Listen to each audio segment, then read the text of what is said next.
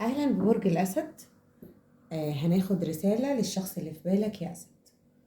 الشخص اللي في بالك أو الشخص اللي تحط النية عليه، تستقبل منه الرسائل أو تشوف هو عايز يقولك إيه أو شايفك إيه أو بيفكر فيك إزاي دلوقتي. طيب، ما تنساش يا أسد تعمل لايك وتشترك في القناة عشان يوصلك كل جديد.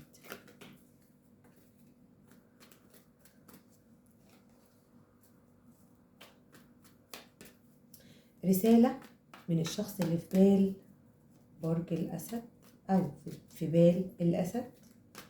حط النية واستقبل يا أسد. قول استقبلت. استقبل الرسالة اللي انت عايز تسمعها عن الشخص اللي في بالك. طيب، بسم الله. الشخص اللي في بال الأسد مش فاهمك، هو حاسس بغموض قوي ناحيتك، حاسس ان هو مش فاهم مشاعرك متقلبة اتجاهه. هو مش فاهمك، شوية تكون كويس معاه رايق شكلك عادي جدا وهادي ومفيش مشكلة، وشوية تكون قالب عليه، يا إما متعصب عليه يا إما متضايق منه يا إما قافش عليه. ممكن تكون يوم بتفتح البلوك ويوم بتعمل له بلوك، ممكن تكون يوم بتكلمه ويوم ما بتكلموش. انت شايفك مشيت وسبت العلاقة خالص، او اللي منك ولسه ما مشيش بيفكر يمشي. شريكه او الشخص اللي في باله شايفه ان هو بيفكر يمشي او مشي بالفعل. كمان شايف ان انت يا اسد قاسي قوي عليه، محافظ جدا جدا على حالتك المادية وبتحافظ جدا على فلوسك، بتحافظ على الشيء المادي اللي معاك. يعني مثلا ممكن منكم يكون عنده فلوس بيحافظ عليها، شايفك مهتم اصلا بالحالة المادية او بكيانك المادي او بدخلك، او ان انت بتفكر في الفلوس اكتر من المشاعر شوية. شايفك متحمس للحياة ومنطلق وواثق من نفسك وعارف قدراتك وعارف انت هتعمل ايه الفترة الجاية.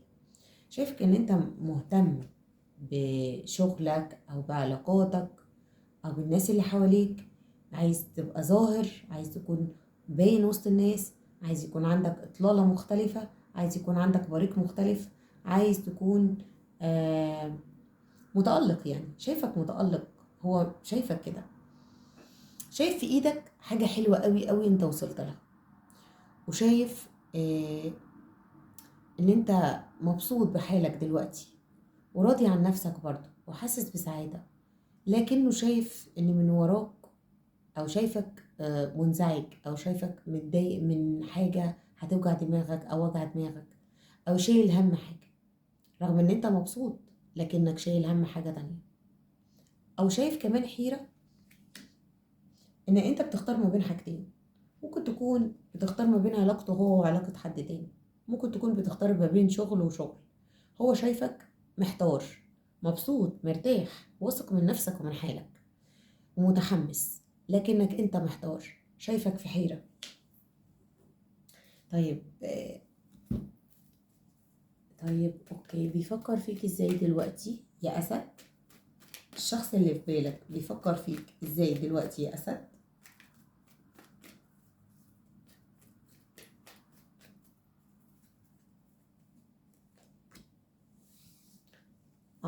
بيفكر يسيطر عليك، بيفكر يعاملك بسيطرة شوية. مش عارف، حاسس ان هو عايز يسيطر عليك شوية، حاسس ان هو عايز يقرب منك، حاسس ان هو عايز يعمل لك اكتر من حاجة، حاسس انه عايز يرجع لك تاني. لو في انفصال في العلاقة دي او في الشخص ده كان في بينكم انفصال، الشخص اللي في بالك عايز يرجع لك تاني. ولو الشخص اللي في بالك ده علاقة عادية او مش ارتباط او جواز او انفصال، عايز يقضي معاك وقت حلو، عايز يخرج معاك خروجات حلوة، عايز يكلمك، متحمس جدا، عنده قوة حماسية. ممكن يكون عايز يعمل معاك علاقة، ممكن يكون عايز يقرب منك، ممكن يكون عايز يسمع منك كلام حلو، أو يكون في بينكم علاقة متطورة شوية. ممكن يكون بيفكر إن هو يعني يكون في بينكم علاقة متطورة. آه شايفك ايه كمان؟ شايفك شوية عارف يسيطر عليك شوية. مش عارفة، حاسة ان هو بينك وبينه حاجة بتخليك مأثر على حماسك شوية. في بينكوا شيء مشترك، ممكن يكون لو علاقة جواز انفصال، قصدي أطفال.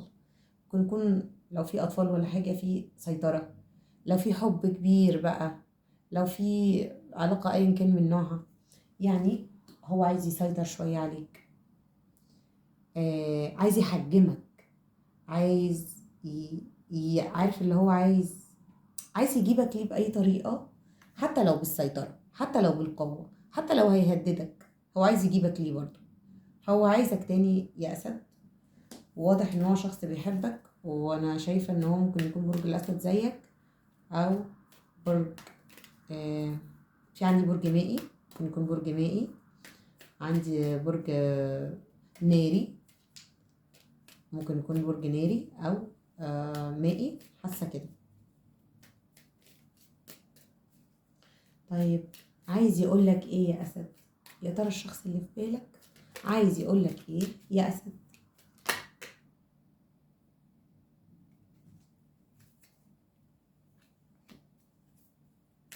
بيقولك انه قرب منك قوي، بيقولك ان انت اصبحت اقرب الناس ليه، بيقولك ابحث عنك في كل مكان، عايزك بكل طرق، عايزك بكل طريقة، عايز يجيبك حتى لو بالعافية، عايز يرجع لك او يصالحك او يقرب منك حتى لو بالسيطرة، حتى لو تحت التهديد.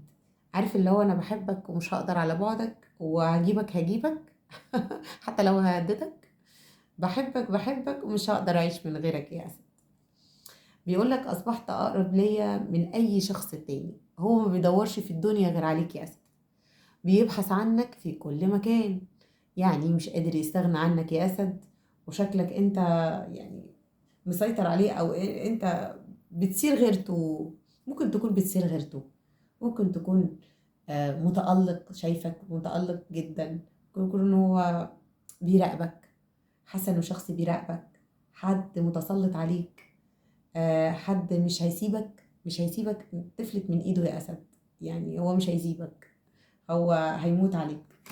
دي كانت قراءة الأسد، ودي رسائل بسيطة بنقراها من الحبيب أو من الشخص اللي في بالك.